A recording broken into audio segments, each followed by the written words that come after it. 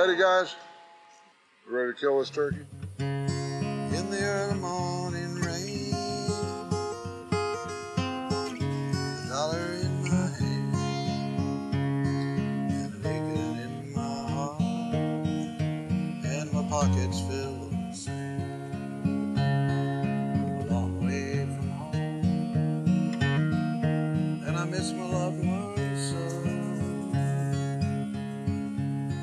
Let's get it straight. I was definitely fired from the magazine when I ran for governor. I left against my will. I very much wanted to continue. I was hanging on to Evan Smith's pant legs at the door there as he was leaving. And anyway, it is hard to write a column every month, so I took a little sabbatical, ran for governor, and now I'm free at last, and it feels pretty good. So I did this piece on the Reverend Goat Carson because this is it turned out to be a real experience, adopting a Katrina evacuee who stayed with me for 2 years. It's kind of like identity theft, looking at the person after, he came with absolutely nothing. So he's got to have clothes. So if I let him pick what he wants out of my wardrobe, which is kind of eclectic, and he managed to pick all the good stuff that I liked and never really had a chance to wear much, And he's wearing my reading glasses, and monopolizing the telephone all the time, and all the messages are for Goat, and everybody's going, which is fine. It's, but it was very, it was a really great experience, actually. I'm glad I did it. Yeah, I mean, he eventually, once he was put in charge of the Friedmans, which are my dogs, one of whom, Brownie, I believe is in the photograph in the story. He started cooking the Friedmans, the Triple Dragon. He would bang his staff upon the floor and go, "Wog, wog, wog." The dogs would get very excited, and that means they're going for a walk. And he would take them out. And yeah, I miss Goat. Not that he did anything, he didn't do anything like work, but that's fine. That's nothing wrong with that.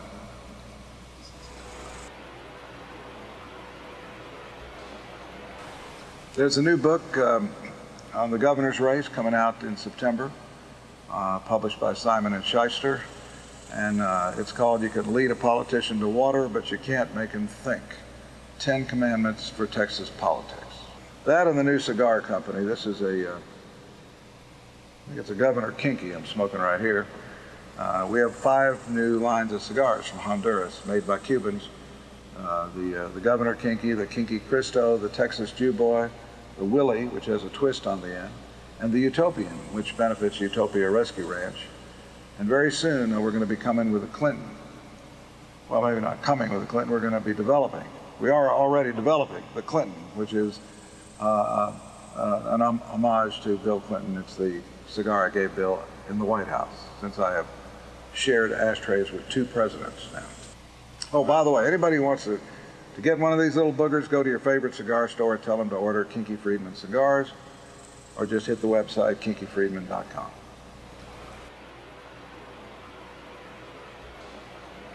Oh, well, I know, we're just mulling it. I've been talking to a bunch of people who are suggesting that I should have run as a Democrat last time, and the numbers do show that Rick Perry might be out of work if that had happened. But I didn't, and I was listening to the guys from Minnesota. Texas isn't Minnesota. It's a lot bigger and requires a lot more money to run for anything. So it's conceivable that I could run as a Democrat. I think we've got to get the wooden horse into the city somehow. We've got to get an honest person who really wants to do something for the people of Texas. Rick Perry I think, relates very well to the government of Mexico, and he relates well to Europeans, but he does not relate well to the people of Texas. And this is, I think, where things break down.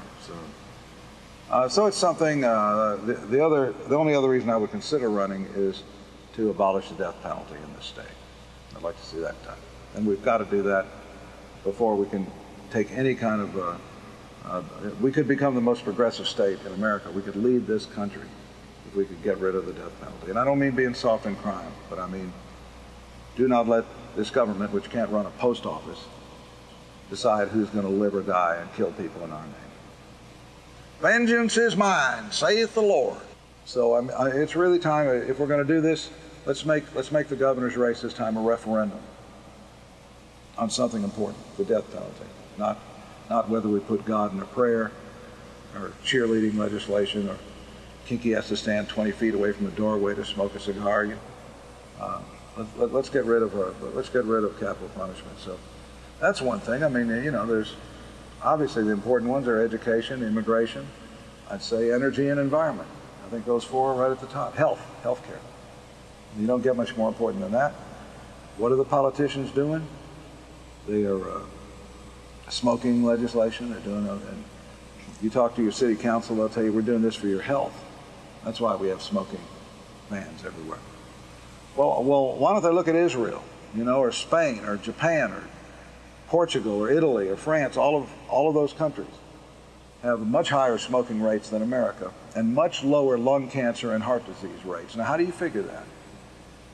I think speaking English is killing us.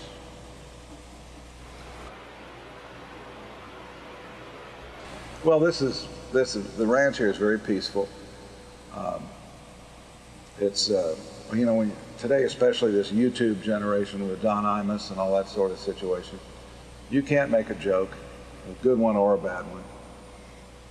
After Imus, I think it's really hurt comedians, artists, musicians, almost all realize this. You can't, if I have something very funny to say and it happens to be about women, or midgets, or cowboys, or blacks, or lesbians, or whatever, all the areas are, you can't say anything. So you're very limited in humor.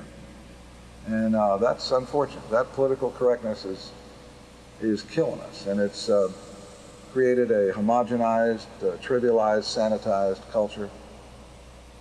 And that's why I say that, Marcy, this is your line, I think, that 5 great religions of the world are Kentucky Fried Chicken, McDonald's, Walmart's, Bank of America, and Starbucks.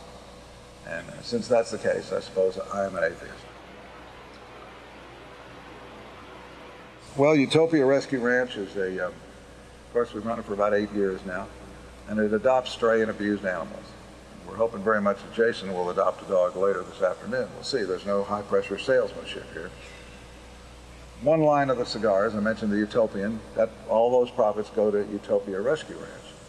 It's a great endeavor, and anyone who comes and visits the rescue ranch is always kind of touched by it. That it's an effort to open the gates of heaven a little bit wider. And you may think that saving a few dogs or a few thousand dogs and other animals is not that big a deal, but it's really people who are doing good in the world. And that's when Thomas Paine was on his deathbed, he was being harangued by clergymen who were asking him what his nationality was, what his religion was. They wanted him to say whether he was an American or what the hell he was, or Christian. And all he would say is, the world is my country, to do good is my religion. So